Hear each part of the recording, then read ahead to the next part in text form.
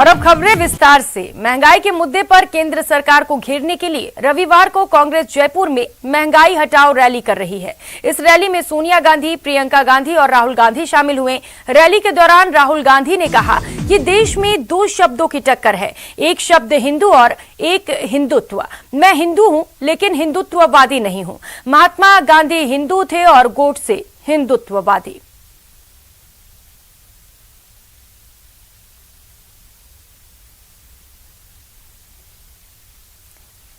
तो महंगाई को देखते हुए जयपुर में महारैली का आयोजन किया गया। कांग्रेस के तमाम बड़े चेहरे इस रैली में शामिल हुए, जहां पर कांग्रेस नेता राहुल गांधी ने बड़ा बयान दिया। उन्होंने बड़ी बातें कही। उन्होंने कहा कि मैं हिंदू हूं लेकिन हिंदुत्ववादी नहीं हूं। उन्होंने इसके साथ ही ये भी कहा कि गांधी हिंदू थे लेकिन गोडसे हिंदुत्ववादी।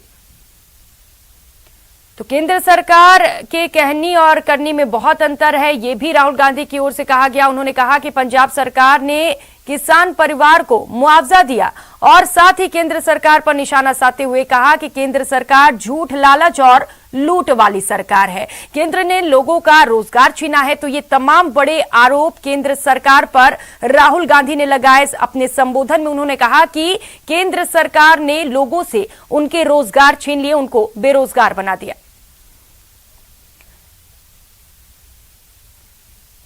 एक शब्द हिंदू, दूसरा शब्द हिंदुत्ववादी। ये एक चीज नहीं है, ये दो अलग शब्द हैं और इनका मतलब बिल्कुल अलग है। मैं हिंदू हूं मगर हिंदुत्ववादी नहीं हूं। नोटबंदी, जीएसटी,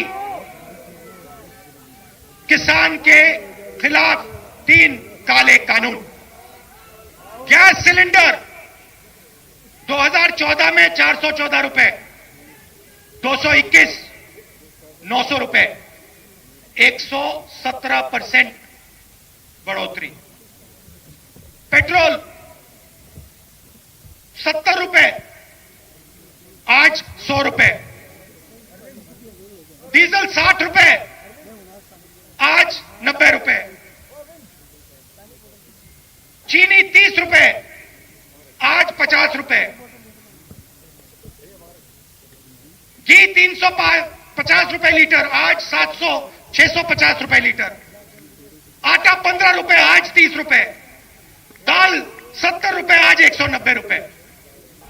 60 साल से सबसे ज्यादा बेरोजगारी हिंदुस्तान में आज।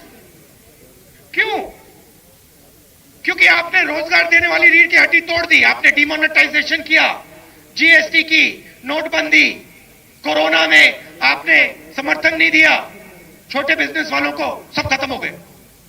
500 लोगों की लिस्ट मैंने पार्लियामेंट में रखी और कहा देखिए पंजाब की सरकार ने मुआवजा दिया है, कॉम्पनसेशन दिया है, आप भी दे दीजिए। माफी मांगी, पहले पीछे से छुरा मारा, फिर माफी मांगी और जब कॉम्पनसेशन देने की बात आई, 5 लाख, 10 लाख, 25 लाख रुपए देने की बात आई तो नरेंद्र मोदी नहीं दे सकता क्योंकि वो किसान मरे ही नहीं।